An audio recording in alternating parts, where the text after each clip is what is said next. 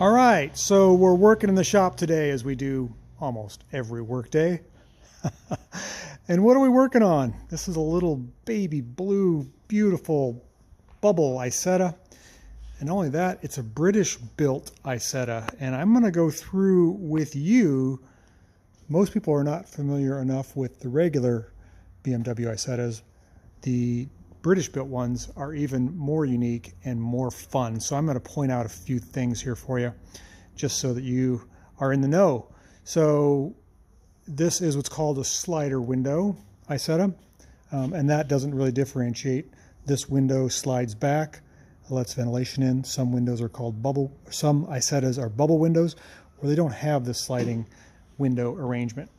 But at first look, this Isetta looks like any other Isetta you may notice or may see, but it's quite different, and the differences are subtle. Let's just start here with the front.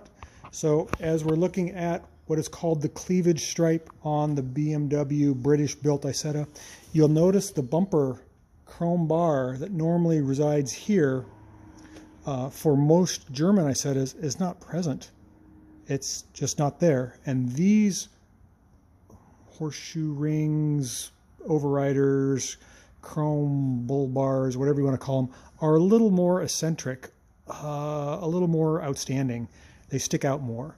So that must be how they got around the safety requirements for that time. Also, these lights are more honeycomb in shape, not prismatic. And the headlights, can you read that? It says Lucas. Lucas is a British wire, how do I say it? The electronics, the harness in the car is made by Lucas. The Isetta logo on the front is just a little bit different. And there's all kinds of just little differences. The mirror might be a little different. These tail lights on the British car have these little torpedo fins on them. The BMW export ones had the lights here, and this light and probably this intake housing is a little different. Lots of neat little features. Let's look inside the car and I'll give you a little more information. Okay, first off is the wiper switch, which is right here. Totally different. That is a Lucas part. The speedometer, I think, is Smith's. Yes. Instead of VDO. And the emergency brake is an axe handle versus just a little pull-up handle like you'd see in a normal car, normal Isetta. There's lots of other little. The tartan seat is a little different, but I think the carpeting and the pedal arrangement, that's all the same. So this car came in on a tow truck. It's been sitting during COVID. It now does not start and has no brakes, as we found out unloading it from the tow truck. Customer was not aware of that. He wants to replace the Lucas light. I should say he wants to replace the Sylvania halogen light with a Lucas one, so that's correct. Just a few little things. Get it running, get it stopping, get it usable. So we're going to go through that. First thing I'm going to do is I'm going to take that panel off underneath the seat here.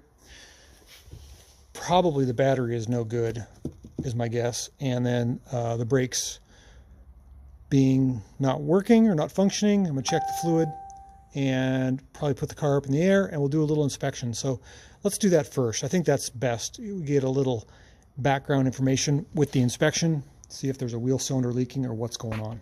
So hold tight while we put her up in the air. All right, here we are again. We've got our little BMW Isetta, our British built, up on the rack. And I should preface this. So the customer knows the car doesn't run. Didn't know there was anything wrong with the brakes. And that's typical. If you haven't driven a car for a long time, you wouldn't know. But you can tell by nothing there. Little gurgling brake master cylinder, which is underneath the seat right about there. I'm sure it's empty. So what we're going to do is we are going to do an inspection on the car. And I know the customer thinks there's nothing wrong with the brakes. He doesn't know yet. But I've got to be able to tell him, hey, you know, what's going on here? You got no brakes. So I'm going to start looking at the wheels And already, what do you see? Look at that corrosion. I mean, this is a beautifully restored car, and you can see the stains running down the tire and the wheel. And if you look up in there, this has got 2 wheel cylinders. Oh boy. So that upper wheel cylinder is leaking, that lower wheel cylinder is leaking. This is totally different. The brake lines are all different. Those are not leaking. There is corrosion around that wheel cylinder, and there's corrosion around that wheel cylinder up in there. And this wheel turns. Why do we got so much slop in the steering? What is up with that? So this shaft is moving back and forth. That's not right. Okay, well, we'll get to that.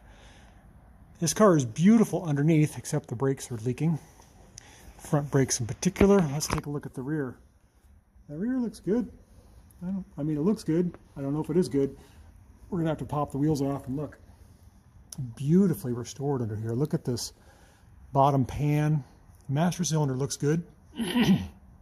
Muffler looks good. Thing has never been in the rain. No dirt, no nothing. The engine is beautiful. Look at that. So we got red shocks. Tires and wheels are all fantastic. There's no dirt up in there whatsoever. Holy cow. That's beautiful. All right, so I got to pull the front wheels off, take a look at those. And these are British wheel cylinders, so they're not going to be like the regular ones. And that's going to be a bummer. So I don't know if I can rebuild them or what, but we got to make it stop. And this wheel is stuck. It's really not. I mean, I have a feeling there's a bunch of crud in there. So let's get it apart. Let's get the guy in the know. What else we got here? Battery. The seat's got to come out, I think, to replace that battery. Everything in here is beautiful. Wow, look at that. Carpet all the way underneath. The junction box looks good. Just really, really nice. All the wires, well, except for that wire nut for our household on there, looks pretty good. Everything looks pretty good.